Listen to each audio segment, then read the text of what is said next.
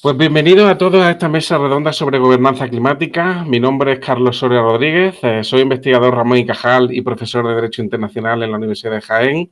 Y es para mí un verdadero placer presentar al primer ponente de esta sesión, el profesor Síndico. Bienvenido, Francesco, y muchas gracias por acompañarnos hoy. Si me permite, voy a hacer una introducción y empezamos con el tema.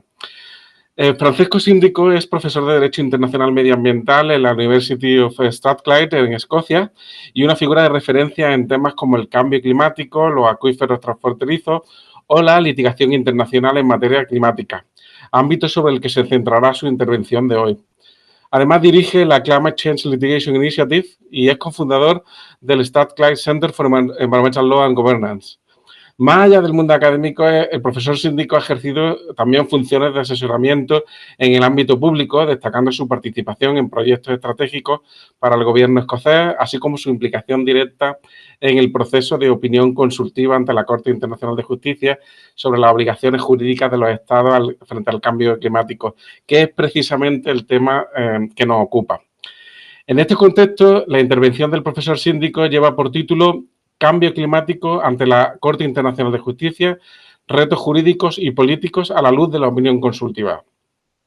Por contextualizar brevemente el tema, indicar que ante la creciente urgencia para abordar la crisis climática, en 2023 se solicitó a la Corte Internacional de Justicia la emisión de una opinión consultiva para aclarar fundamentalmente dos cuestiones jurídicas claves: las obligaciones de los Estados en virtud del derecho internacional para combatir la emergencia climática y, por otro lado, las consecuencias jurídicas de no cumplir, de incumplir estas obligaciones. Contar hoy con un experto que ha estado directamente implicado en este proceso representa una oportunidad excepcional para comprender mejor el alcance de esta opinión consultiva. Profesor Síndico, para comenzar, ¿podría ofrecernos una breve introducción al caso, explicando su contexto y el papel que usted ha desempeñado en el proceso ante la Corte Internacional de Justicia? Asimismo, ¿podría aclararnos qué diferencia existe entre una opinión consultiva y un caso contencioso ante la Corte Internacional de Justicia? Absolutamente, y muchísimas gracias por la invitación, lo primero. Eh, como bien dices, yo tuve la suerte de poder protagonizar el asunto hasta un cierto punto. Mi rol ha sido como parte del equipo jurídico de la Unión Internacional para la Conservación de la Naturaleza, es IUCN, con el acrónimo en inglés. Y como parte de esa organización, tuve la posibilidad de contribuir a todas las partes del asunto. Y repito, todas las partes porque ir ante la Corte Internacional de Justicia es un asunto bastante complejo que voy a subrayar en un segundo. Pero lo primero es precisamente lo que me has preguntado, la diferencia entre una opinión consultiva y un asunto contencioso. La Corte Internacional de Justicia, según algunos, es la Corte del mundo, el tribunal más importante del mundo. También es cierto que eso solamente lo decimos los juristas, porque si hablamos con gente que no es de derecho internacional público, la Corte Internacional de Justicia es o poco conocida o literalmente no conocida. Y esto es importante reconocerlo, es importante reconocerlo. Sin embargo, en nuestro campo de derecho internacional es algo bastante importante.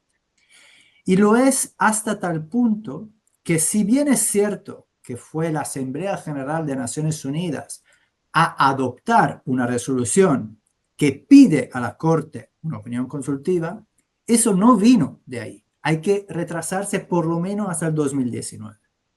Y en el 2019, un grupo de estudiantes de una universidad de Vanuatu, de la University of South Pacific, del Pacífico del Sur, tienen este sueño de llevar ante la corte más grande del mundo el problema más grande del mundo. Sin entrar en los detalles de cómo lo han hecho, de cómo lo han conseguido, pero literalmente 4 años después tenemos a los mismos estudiantes delante de la Corte Internacional de Justicia hablando de este tema. Y esto es importante resaltarlo. Entonces, esto no es un asunto entre un Estado contra otro Estado por la violación de una obligación internacional por parte de un Estado. No es esto. Y entonces la decisión que toma la Corte no es vinculante sobre las partes. Sin embargo, tú mismo dijiste que la segunda pregunta es, ¿qué pasa si las obligaciones no se cumplen? Bueno, ahí es importante resaltar esto, porque sí es bien que era una opinión consultiva, pero si uno mira lo que han aportado muchas de las partes, si uno mira cómo está escrita la segunda pregunta, a mí por lo menos me parece bastante contencioso, bastante contencioso. Totalmente. Entonces, la opinión consultiva normalmente es, yo pido a la Corte Internacional de Justicia una aclaración sobre una cuestión de derecho internacional. ¿Es legal, según el derecho internacional, construir un muro entre Israel y Palestina? ¿Es legal, de acuerdo al derecho internacional, la amenaza del uso de las armas nucleares? Sí, no, ¿por qué? Aclaración. En este caso, como bien dijiste, la pregunta es, aclárame cuáles son las obligaciones internacionales para proteger el sistema climático. Y si no se cumplen, aclárame cuáles son las consecuencias jurídicas, con algunos matices sobre generaciones futuras, pequeños estados insulares y todo eso. Y la opinión de la Corte, que quizás va a salir ahora en junio, en septiembre o en algún momento de 2025, no es vinculante. Y esto para los no juristas entra una pregunta gigante. ¿Qué quiere decir que no es? ¿Por qué vamos ante una corte si lo que nos dicen no es vinculante? Y aquí, claro, aquí se convierte en un tema muy técnico, muy particular, porque si bien es cierto que lo que dirá la corte, los estados no pueden cogerlo y actuarlo, o no se les puede decir, has incumplido el derecho internacional si no haces lo que te dice la corte. Sin embargo, las aclaraciones que hace la Corte, cualquier Corte, también la Corte Interamericana de Derechos Humanos, por ejemplo, con su opinión consultiva de hace unos 4 o 5 años sobre el derecho humano al medio ambiente, esas opiniones tienen una fuerza persuasiva, un elemento normativo de esa naturaleza muy grande. Va a ser muy complicado para un Estado, para jueces en futuros litigios, ir completamente en contra de lo que dice una opinión consultiva de un tribunal tan importante como la Corte Internacional de Justicia. Entonces, esa es la diferencia entre contencioso, digamos, y opinión consultiva. Y lo último, para resaltar, la Unión Internacional para la Conservación de la Naturaleza ha sido una de las muchas organizaciones internacionales al que nos ha permitido la Corte participar en esos procedimientos. Los estados obviamente eran muchos más, pero nosotros éramos una de las organizaciones internacionales. Y lo que ha sido interesante es que nosotros éramos la única organización internacional, y eso es por la naturaleza particular de IUCN, somos la única organización internacional constituida no solo por estados. Y de hecho, la única organización internacional, excepto la Organización Mundial de la Salud, que no tenía un enfoque más bien regional. Y eso creo que nos ha dado un cierto estatus ante la Corte. A nosotros nos gusta decir de una cierta neutralidad, de una cierta objetividad científica que ha direccionado, ha dirigido nuestro trabajo. Y nuestro trabajo ha consistido, como todas las otras partes, en una contribución escrita, en comentarios a las contribuciones escritas de los demás países, una contribución oral, una respuesta a las 4 preguntas que hicieron los jueces. Todo eso a lo largo de 1 año y medio, casi 2. Así que eso te da un poco la idea de mi rol y de la diferencia. No, queda estupendamente claro y además la diferenciación de la opinión consultiva y su valor para la interpretación una vez ya emitida esa opinión. Se ha dicho también, además de muchos expertos que consideran que esa opinión consultiva puede marcar un cambio diferencial, un hito histórico. ¿Por qué cree que se le atribuye tanta importancia? Ya nos ha indicado ya un poco de por dónde van los tiros, pero ¿cuál es su valoración personal al respecto? Yo sigo creyendo que va a ser una opinión histórica. También es cierto que el mundo ha cambiado radicalmente en los últimos 6 meses. Y eso no hay que, es como lo que decimos en inglés, the elephant in the room, el elefante en la habitación, Uh -huh. porque todo ha cambiado. Nos gusta o no nos gusta, pero todo ha cambiado. Eso podría hacer que esa opinión sea aún más histórica o menos relevante que hace un año. Pero estas son cuestiones más bien de política internacional y todo. La principal razón por qué esa es histórica es, en mi opinión, en el nivel y la calidad de la participación a esas opiniones. La Corte Internacional de Justicia, hasta hace muy poco, era un tribunal donde hasta un cierto punto aparecían siempre los mismos. Algunos países de América Latina, por la razón que sea, les gusta mucho la Corte Internacional de Justicia. Hay otros países que la utilizan. Hasta un cierto punto también entre los abogados que se presentan ante la Corte Internacional de Justicia es un mundo relativamente pequeño. Esta opinión ha sido todo lo contrario. Ha habido, uno más, uno menos, 90 estados soberanos que se han presentado ante la Corte. 90. Eso no ha pasado nunca. Yo creo que los jueces esperan que no pase nunca más, porque la cantidad de trabajo, la cantidad de papel que han tenido que mirar ha sido abrumadora. Y no solo 90, pero por lo menos un tercio de esos 90 no habían estado nunca ante la Corte Internacional de Justicia. Nunca. Países como Saint Vincent and the Grenadines, países como Zambia, cosas así, nunca habían estado ante la Corte Internacional de Justicia. Y si bien es cierto que algunos de esos países han utilizado de forma legítima abogados y instrumentos, digamos, provenientes de bufetes jurídicos de París, Ámsterdam, Madrid, donde sea, muchos han utilizado esta opinión consultiva para formar aún más su personal jurídico y presentarse ante la Corte con abogados nacionales y domésticos. Y esto ha permitido a la Corte, a los 15 jueces, ver un panorama completamente distinto a lo normal. Y yo creo que ya solo por eso es una opinión consultiva histórica. También ha sido histórica porque se han presentado enfoques al derecho internacional muy distintos de lo que se suelen presentar, enfocados en cuestiones de, hasta si queremos decir, cosmología o de enfoques a la vida y a la naturaleza muy distintos. Esto hay que ver cómo los jueces lo utilizan, porque claro, los jueces no están acostumbrados a este tema, cambio climático, y a estos enfoques tan distintos. Y en cuanto a mi bola de cristal y qué es lo que va a pasar, digamos, esto obviamente cada uno puede pensar lo que sea. En mi opinión, la Corte siempre ha sido y siempre será bastante salomónica. Es decir, es muy difícil que la Corte vaya completamente por un lado o completamente por el otro. Y lo que se ha visto ante la Corte ha sido una división de los estados en dos grandes grupos. Hay un grupo que contesta a las preguntas cuáles son las obligaciones y dónde se encuentran y las consecuencias de una forma muy sencilla. Y les contestan a los jueces: mirad, señores jueces, la verdad que no sabemos ni siquiera por qué estamos aquí, porque la respuesta es muy clara y todo se encuentra en el Acuerdo de París. Todo se encuentra en el Acuerdo de París. El Acuerdo de París es el resultado último de la práctica internacional en materia de cambio climático.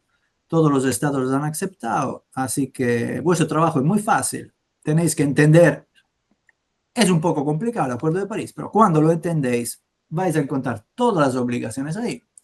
Y si queréis saber qué pasa cuando las obligaciones no se cumplen, hay el sistema para incumplimiento, el proyecto, el elemento de transparencia, Global Stocktake, todo ese tipo muy técnicos, pero todo dentro del Acuerdo de París. Por el otro lado, hay sobre todo la mayoría de los pequeños estados insulares y no solo, pero sobre todo ellos, diciendo, señores jueces, la respuesta no es tan sencilla. La respuesta es mucho más compleja. El Acuerdo de París, sí, claro. Muchos hablan de forma muy negativa del Acuerdo de París. Esa es otra cuestión que podemos hablar después. Y le dicen a los jueces, aquí las obligaciones las encontráis en una en una plétora, una panoplia de instrumentos jurídicos, tanto convencionales como de costumbre internacional. Derechos humanos, derecho del mar, costumbre internacional, por todo lado. Y en cuanto se trata de consecuencias, no vale solo el Acuerdo de París. Aquí estamos hablando de derecho internacional general, las reglas de la responsabilidad internacional. Y algunos estados más, otros menos, dicen solo eso, o otros estados van en los detalles de lo que de verdad podría ser reparación, cesación, obligación de no repetición y todo. Ahora, en mi opinión, la Corte se va a encontrar algo a medias de esa. Yo estaría muy, muy decepcionado si la Corte dijese, el Acuerdo de París es todo lo que hay y vámonos a casa. Yo creo que la Corte va a entender que el sistema climático para protegerlo es algo muy complejo y que sí, que el Acuerdo de París es importante, hay que darle la importancia que merece, pero existen otros instrumentos jurídicos que se pueden utilizar y que deben utilizarse para proteger el sistema climático global. De ahí a que la Corte vaya en tal detalle, sobre todo en la segunda pregunta, a los estados qué es lo que les pasa si lo incumplen, me sorprendería muy, muy mucho. Así que creo que vamos a encontrarnos en una situación de aclaración que no se trata solo del Acuerdo de París. Sinceramente, la Corte solo debería seguir otros tribunales que han dicho más o menos lo mismo. Y esa es mi previsión, digamos, de lo que va a pasar. Sí. Muchas gracias. Haciendo eco y siguiendo la pregunta, hemos visto el pronunciamiento del Tribunal Internacional de Derecho del Mar sobre la contaminación del medio marino producida por el cambio climático, que fue en mayo del 2024. ¿Cree que se va a hacer eco de esa resolución? ¿Cree que va a integrarla? Tengamos en cuenta que el cambio climático, el mar tiene una importancia significativa y también conectando con ello, la fragmentación del derecho internacional y el problema que se puede dar en la interpretación de las normas teniendo diferentes instrumentos que son aplicables al mar, teniendo en cuenta también, por supuesto, que el Acuerdo de París tiene un rol importante ahí, o central. No cabe duda, y solo hay que ver la cantidad de los países que han utilizado la opinión consultiva del Tribunal Internacional de Derecho del Mar en sus contribuciones orales, porque ya había salido, obviamente, y muchos de los países, de forma muy estratégica, se han presentado en diciembre ante la Corte Internacional de Justicia, hasta un cierto punto diciéndoles, señores jueces, la respuesta aquí es muy fácil, hay solo que ver a Hamburgo, y Hamburgo ha dicho muy claramente que cuando se trata de temas marinos, de protección del medio ambiente marino por emisiones de gases de efecto invernadero, el Acuerdo de París es importante, pero no es el único sitio. Y también existe, obviamente, la Convención de Naciones Unidas sobre Derechos del Mar y otros instrumentos de costumbre internacional. Así que la Corte Internacional de Justicia tiene que más o menos hacer lo mismo y decir, el Acuerdo de París es importante, pero existen otros instrumentos. Si hiciese eso, luego es un poco una especulación nuestra y podemos decir, el Tribunal Internacional de Derechos del Mar, la opinión ha sido impresionantemente efectiva. O otros podrían decir, la Corte Internacional de Justicia sencillamente ha dado la decisión correcta y bueno, había esta decisión antes, pero era la decisión justa. Y ahí, en mi opinión, se convierte casi en algo más académico. Lo que sí que es interesante, ha habido un artículo de prensa especializada, pero no de revistas o todo, que justo hace unas semanas decía, vamos a ver, la opinión consultiva del Tribunal Internacional del Mar ha sido hace un año, ¿qué impacto ha habido? ¿Qué efecto ha tenido? Porque ahí también tenemos que pensar que nosotros juristas internacionales vemos esas decisiones y parte de nosotros dice, uy, se cambia el mundo, opinión histórica, todo va a cambiar.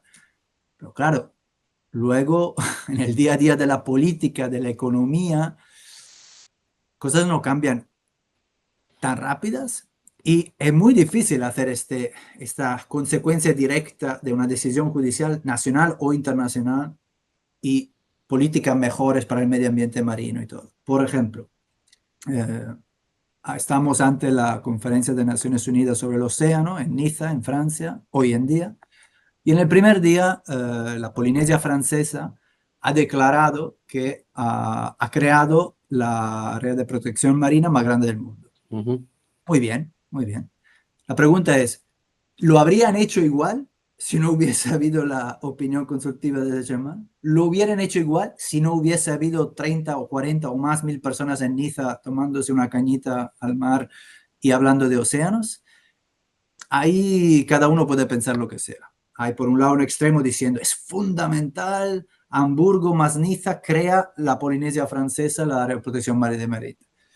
Otros dirán, ni uno ni otro, y la Polinesia Francesa lo ha hecho porque tiene políticas internas francesas y lo que sea. Es complicado llegar a esta efectividad del derecho. Lo que sí es cierto, tanto el Tribunal de del Mar como, esperemos, la Corte Internacional de Justicia, es que uno confirme que estamos ante lo que se empieza a llamar colapso climático, ya no crisis climática, colapso climático, y que, como utilizaste tú la palabra fragmentación, aclara que ante un colapso climático, ante lo que los jóvenes de Vanuatu consideran el problema más grande del mundo, no hay una solución única. El Acuerdo de París no es la única solución. El Acuerdo de París, por cuestiones políticas y de política global, tiene sus límites, aunque esté funcionando, tiene sus límites. Y en el poco tiempo que nos falta ante un peor aún colapso climático, tenemos que buscar otras soluciones también, tanto a nivel jurídico como político y económico. Totalmente. Entonces pueden haber razones multifactoriales que puedan incidir en cómo se desarrollan las cosas. De hecho, mientras que estaba hablando sobre la Polinesia, estaba pensando, la influencia podría ser incluso del acuerdo BBNJ, que requiere también esa área Based Management Tools, incluidas las áreas marinas protegidas. Pero sin perderme del hilo, porque, claro, afectaría todo esto al multilateralismo climático y también a otra reciente salida de Estados Unidos del acuerdo de cambio climático, y cómo afectaría al contexto del multilateralismo climático. ¿Cómo lo ves?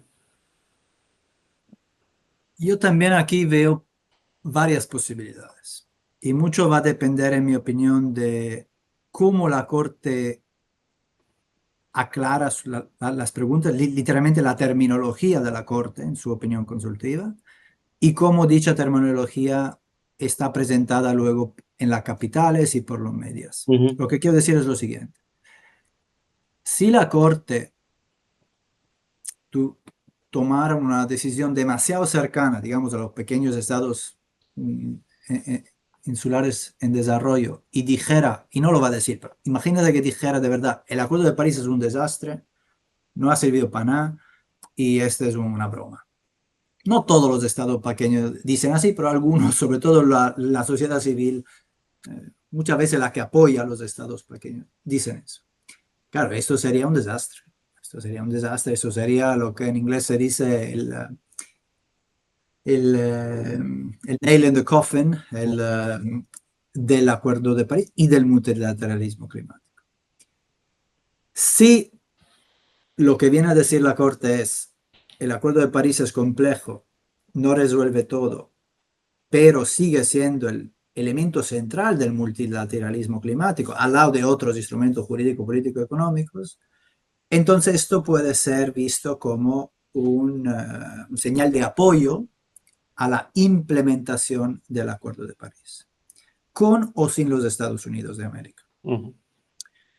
Lo que sí yo creo que va a pasar, y esto era muy claro, y una vez que se apruebe, bueno, una vez que se adopte la decisión de la opinión de la Corte, vamos a tener una situación en la que muchos de los países que han apoyado esta decisión de llevar a cabo la opinión, van a tener los fundamentos jurídicos para plantear contencioso internacional.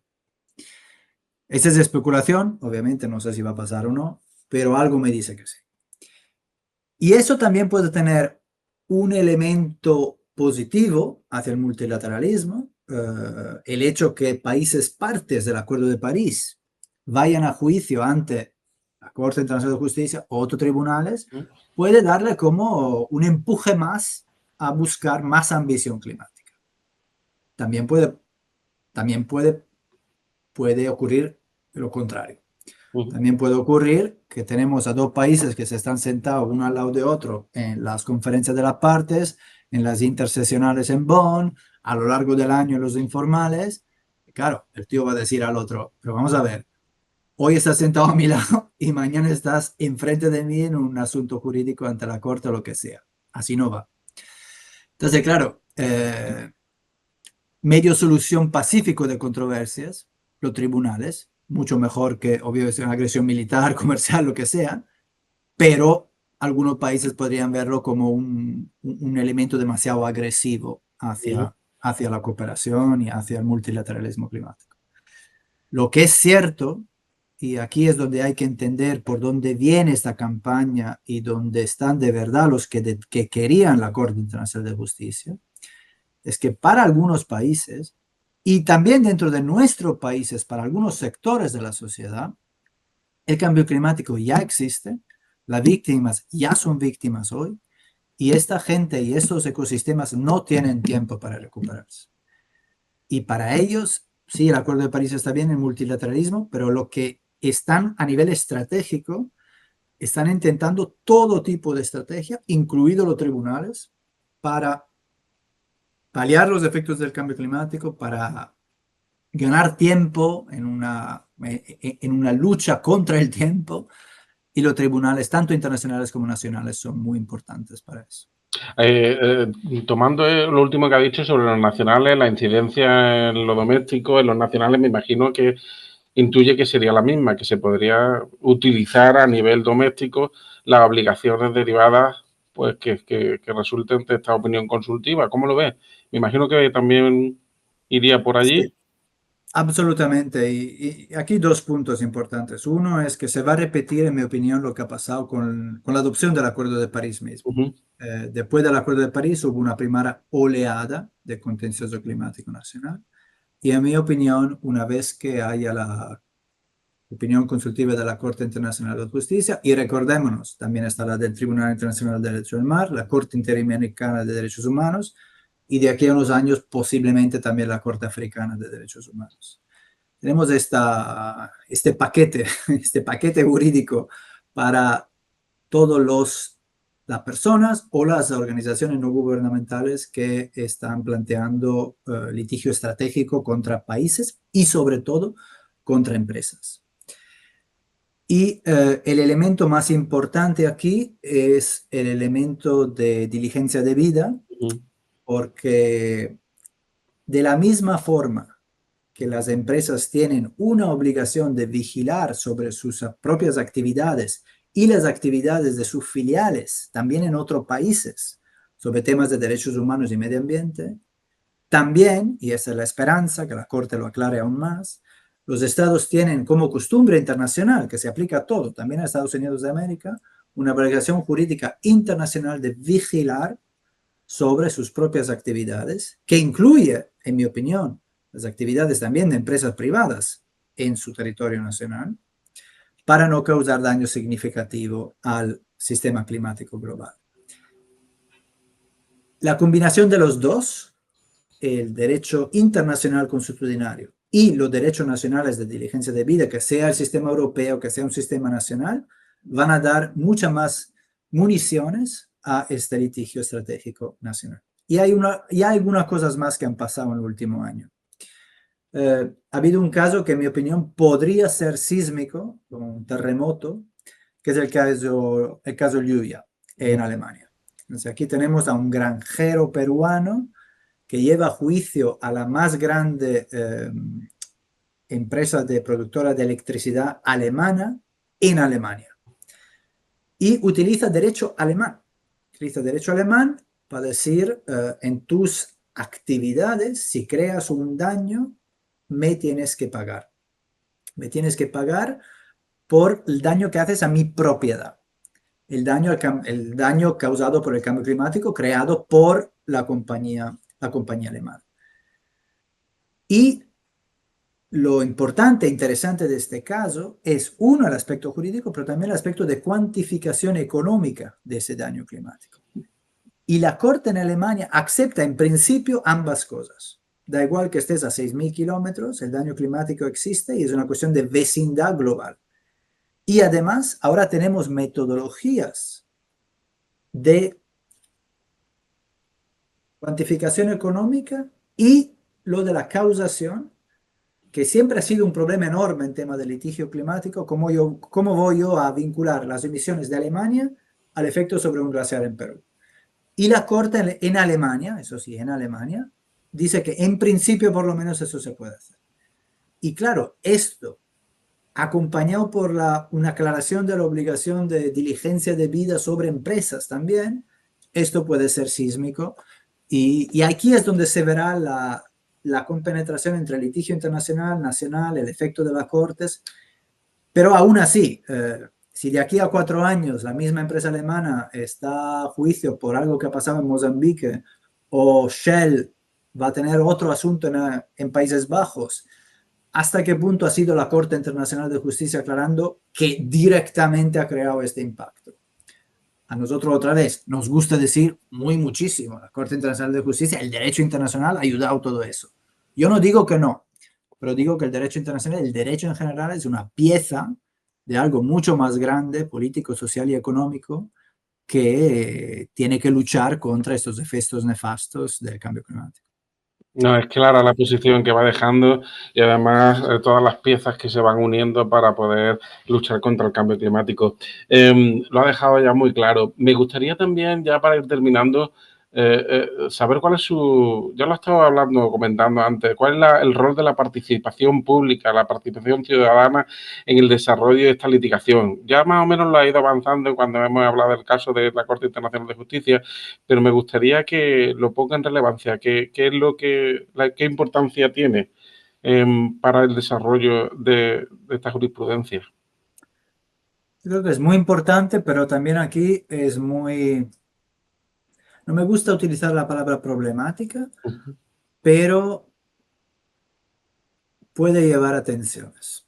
Entonces, lo que quiero decir es, litigio estratégico quiere decir que alguien tiene una estrategia para utilizar un tribunal para cambiar las cosas. Entonces, el problema es quién es este alguien. Claro. Entonces, la idea que sea un granjero en Perú que se despierte por la mañana y decida cogerse un avión, ir a Alemania a llevar a juicio, esto no se lo cree nadie. Y de hecho no es así. No es así.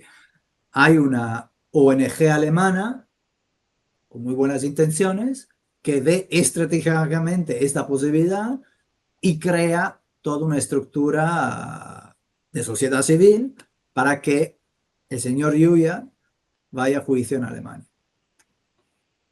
Pero entonces la pregunta también viene a ser, ok, y claro, esta no es la ONG del barrio que recibe dinero de los vecinos y limpia donde los niños van a jugar. Es algo mucho más grande. Y entonces, sin entrar en los detalles, aquí empieza una cuestión de quién financia a qué. Y aquí hay una financiación bastante grande hacia casos estratégicos. Y yo no tengo nada en contra de eso. Pero también es cierto que a veces no es de lo más transparente posible. Tal vez por buenas razones, ¿eh? Tal vez por buenas razones. Entonces, claro, cuando hablamos de participación pública, sí hay asuntos donde literalmente está el profesor y sus estudiantes que llevan a juicio un país y todo. Pero muchas más veces es algo que viene de mucho más lejos. Eso sí, casi siempre cuando se hace bien, con input locales, con ONGs locales que apoyan a esta estrategia de ONGs más globales y todo. ¿Por qué digo que problemático y un poco de tensiones? Y eso lo vemos clarísimamente en el problema de Estados Unidos ahora. Aquí tenemos una situación donde el poder político, el presidente, dice, a mí me habéis votado y ahora puedo hacer lo que me da la gana. Y no porque soy yo, porque me lo habéis dicho vosotros. O sea, yo he ido ante las urnas y he dicho, voy a hacer esto, esto. igual no lo habéis entendido muy bien, pero yo voy a hacer esto. Y ahora, y ahora os quejáis. ¿Quién se queja? Claro, se queja esta parte de la sociedad civil que utiliza a los jueces para limitar el poder político o en el caso, por ejemplo, de los carbon majors, el poder económico exagerado, si queremos, de algunas empresas de energía. Pero claro, también habrá gente que ha votado el poder político o que tiene mucho interés en los poderes económicos diciendo, ¿y quién son estos jueces? ¿Quién les ha votado? Claro. Claro, ahí entramos en una cuestión de democracia, de separación de los poderes.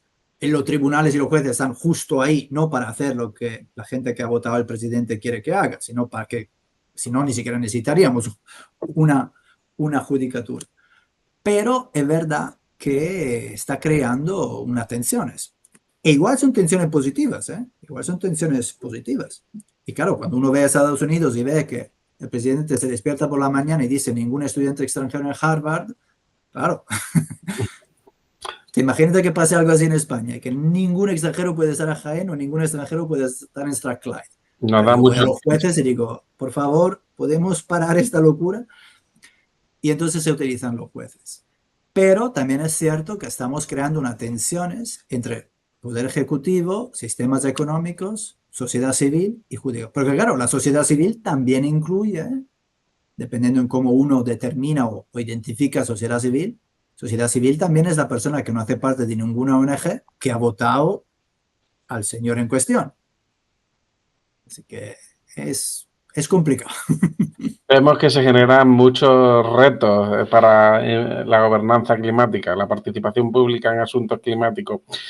Bien, profesor Síndico, muchísimas gracias por su participación y por compartir con nosotros su experiencia directa y las reflexiones sobre este proceso tan relevante que se está llevando en la Corte Internacional de Justicia. Yo creo que hemos visto ya algunos de los retos jurídicos y políticos que se plantean, además como el potencial impacto transformador que puede tener esta opinión consultiva, no solamente a nivel internacional, sino también nacional, que puede ser un impulso al litigio climático estratégico. Y nos encontramos, sin duda, ante una crisis climática y un momento de inflexión en el que el derecho internacional tiene que hacer frente a estos problemas. Le agradezco una vez más su presencia y confiamos en que podamos seguir aprendiendo de su trabajo en el futuro. Gracias también a todos los asistentes por su atención e interés y les esperamos para las siguientes ponencias. Muchísimas gracias, profesor Síndico, por la asistencia y por su ponencia. Muchísimas gracias a ti, a la Universidad de Jaén y a los asistentes.